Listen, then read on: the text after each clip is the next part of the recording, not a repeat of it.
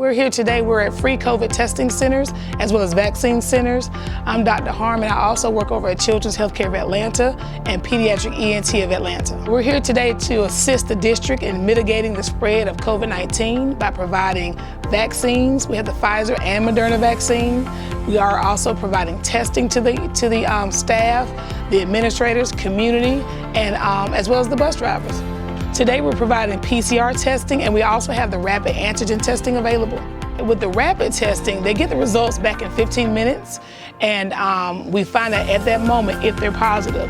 And those are usually for the symptomatic patients. The PCR testing, it can be for symptomatic or asymptomatic patients. And those test results usually return within 24 to 36 hours.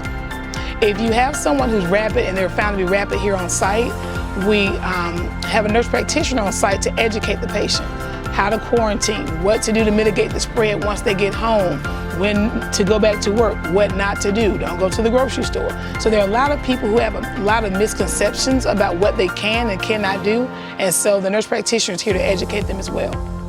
If their rapid test is positive, we advise them to wait 2 weeks before they become vaccinated. So it's not required to get a test before you get vaccinated, but if someone is symptomatic, we do recommend, hey, check, see if you're positive, then you wait 2 weeks to get your vaccine. We are at freecovidtesting.us.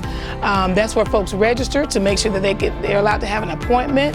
If the appointments that we have don't coincide with the events that they have at the county, CVS, Walgreens, the local health department can also give you your vaccine on the next appointment that fits with your vaccine date. And the process is very easy. What do you do first? You register at www.freecovidtesting.us. You arrive, you come in, they get you checked into the process. They decide, hey, are you getting the rapid? Are you getting the PCR? Are you getting the vaccine or both? And then at that point, you come in, you come right behind me, and you go to the stage where the ladies will swab you.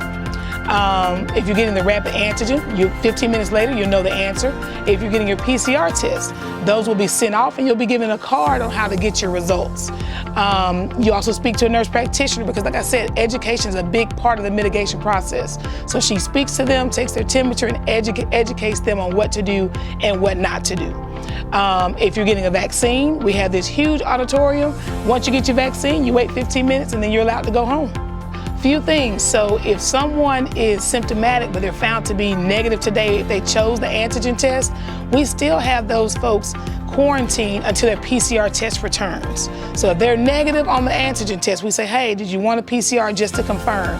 Because the PCR is has a higher sensitivity rate, a 98 to 99% sensitivity rate. So we send those off. So we do ask people to quarantine until they know for sure if they're positive.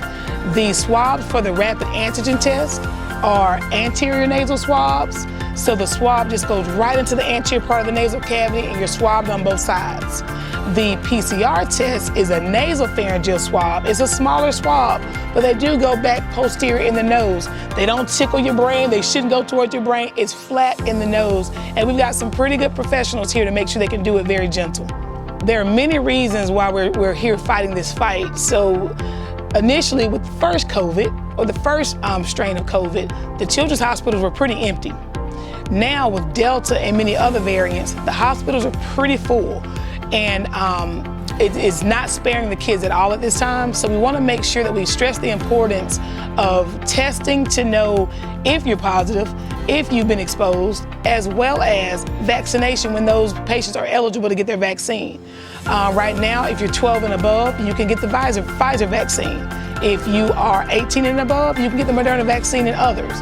It's just very important to understand that this is not the first wave of COVID. It's very different and it's affecting children in a different manner. And as an ENT surgeon, we see this firsthand because COVID lives in your nasal cavity and that's where we work. And so it's very obvious what's going on. We really, really, really need to mitigate the spread to save the children and the community.